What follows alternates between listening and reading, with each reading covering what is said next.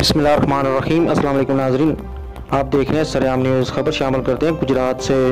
Retired school teacher को sir में डंडा मारकर कत्ल करने वाला साबका शोहर को थाना गुलियाना पुलिस ने 48 घंटों के अंदर गिरफ्तार कर लिया। 27 जुलाई को थाना गुलियाना पुलिस को दानियाल अहसन ने इतला दी कि इसकी वालदा, जो कि रिटायर्ड स्कूल टीचर हैं, को इसके वालिद सफदर हुसैन ने घरेलू लड़ाई झगड़े पर सर में डंडा मारकर शदीद जख्मी कर दिया है और मौका से फरार हो गया है। हम अपनी वालदा को अस्पताल जानब लेकर गए, जो रास्ते में जख्मी की किताब ना लाते हुए जाँ बाक हो गई। इतला मसूल होने पर DSP खारियां सदर सर्कल इफ्तिखार अहमद तारड़, SHO थाना गुलियाना इदनान शहजाद अपनी टीम के हमरा मौका पर पहुंचे और मकतूला के बेटे की मदहियत में मुकदमा दर्ज कर गया, जबकि वक़ूआ की इतला DPO गुजरात उमर सलामत को भी दी गई, जिन्होंने SHO थाना गुलियाना को जल्द अज जल्द मुलज़िम ट्रेस करके गिरफ्तार करने की हिदायत जारी की, जिस पर SHO गुलियाना और इनकी टीम ने पेशा वाराना सलाहियतों को बरूए कार लाते हुए वक़ूआ में मुलव्वस मुलज़मान नामजद मुलज़िम सफदर हुसैन को 48 घंटों के अंदर ट्रेस करके